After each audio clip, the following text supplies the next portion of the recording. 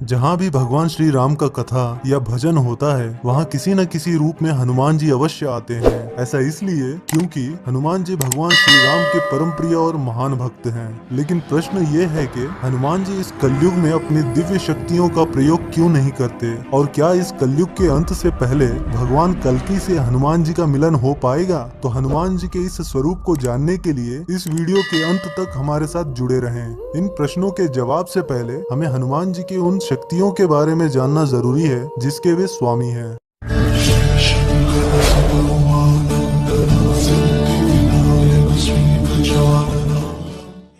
सर्वप्रथम शक्ति है गरिमा।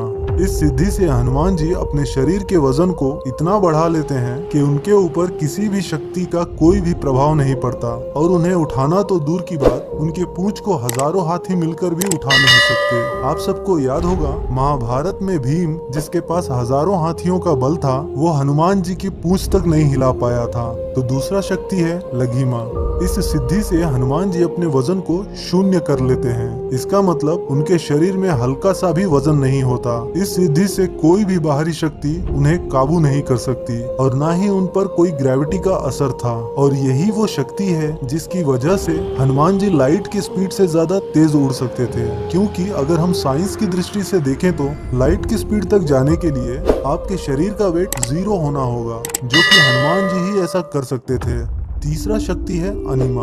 इस सिद्धि से हनुमान जी खुद को इतना छोटा कर लेते हैं कि दुनिया का सबसे छोटा पार्टिकल भी उनके सामने पहाड़ जितना बड़ा दिखता है। आप सबको याद होगा रामायण में जब हनुमान जी माता सीता से मिलने अशोक वाटिका पहुंचे थे, तब उन्होंने खुद को एक चींटी जितना छोटा कर लिया था। चौथा शक्ति है महिमा। इस सिद्धि के प्रयोग से हनुमान जी अपने शरीर को मन चाहे जितना विशाल बना सकते थे, फिर इनके सामने पूरा ब्रह्मांड ही छोटा पड़ जाता। आपको याद होगा संजीवनी बूटी लाते वक्त हनुमान जी ने खुद को पहाड़ जितना बड़ा कर लिया था, और फिर उस पहाड़ को अपने हाथों में उठा लिया था।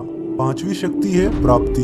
अगर ये सिद्धि किसी के पास हो तो वो मन चाहे चीज को पा सकता है, और कोई भी उसे रोक नहीं सकता। हनुमान जी के पास भी ये सिद्धि थी, और उन्हें मन चाहे चीज को पाने से कोई नहीं रोक सकता था। जैसे कि बचपन में उन्होंने सूरज को फल समझकर निगल लिया था, लेकिन समय रहते इंद्रदेव के वज्र प्रहार से सूर्य देव को सृष्टि के कल्याण के लिए छोड़ दिया।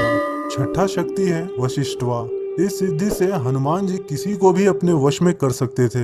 ऐसा कहा जाता है कि ये सिद्धि रावण के पास भी थी, और इसी सिद्धि से नवग्रहों को छल से अपने वश में कर लिया था। और हनुमान जी ने रावण की इसी शक्ति का प्रभाव खत्म करके सभी नवग्रहों को उसकी शक्ति से मुक्त कर दिया था।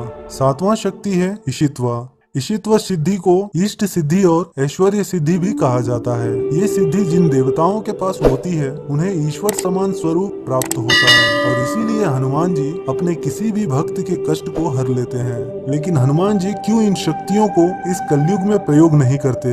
ऐसा इसलिए क्योंकि कलयुग के आरंभ में ही हनुमान जी मनुष्य के इन दुष्कर्मों से विचलित हो गए थे, और तब भगवान शिव पुनः हनुमान जी को उनके लक्ष्य से अवगत कराया, जिसके बाद हनुमान जी भगवान श्री राम द्वारा दिए उन कर्तव्यों का पालन करते हैं। हनुमान जी को भगवान श्री राम ने इस कलयुग के अंत तक धर्म एवं राम कथा का प्रचार करने का आज्ञा दिया था। तो फिर इस कलयुग के अंत से पहले भगवान कल्कि से हनुमान जी का मिलन कैसे होगा? समय से पूर्व किसी भी कार्य को किया जाए तो उसके परिणाम या तो असफल होते हैं या फिर विनाशकारी होते हैं। इस कलयुग के अंत में भगवान कल्कि जब इस पृथ्वी लोक पर अवतरित होंगे, तब एक समय ऐसा आएगा जब हनुमान जी को पुनः भगवान कल्कि के रूप में श्री राम जी के दर्शन होंगे, और तब श्री राम जी के दिए हुए उन वचनों का कार्यकाल भी समाप्त हो जाएगा, और हनुमान जी जो भगवान शिव के अवतार हैं वे पुनः शिव में समा जाएंगे। तो दोस्तों, ये थे हनुमान जी के शक्तियों से जुड़े रोचक तथ्य। हनुमान जी के प्रति प्रेम को दिखाने के लिए इस वीडियो को लाइक करके कमेंट में जय श्री राम लिखना ना भूलें। ऐसे ही और भी वीडियोस देखने के लिए हमारे चैनल को सब्सक्राइब भी कर